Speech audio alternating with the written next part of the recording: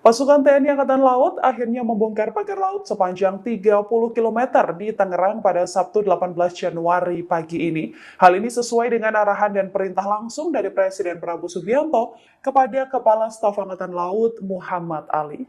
Dalam wawancara jelang pembongkaran pagar laut di Tangerang ini, Komandan Pangkalan Utama TNI Angkatan Laut atau Dan Lantamal 3 Jakarta, Brigjen TNI Marinir Hari Indarto, menyebut bahwa Presiden meminta pembukaan pagar laut agar akses nelayan untuk mencari ikan tidak terganggu.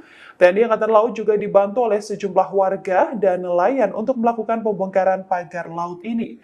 Personil TNI Angkatan Laut dan nelayan bergerak menggunakan sejumlah kapal menuju ke lokasi, baik kapal milik nelayan maupun kapal milik TNI Angkatan Laut. Pembongkaran pagar laut ini melibatkan TNI dan juga nelayan. Ada sekitar 6. Download Tribun X sekarang, menghadirkan lokal menjadi Indonesia.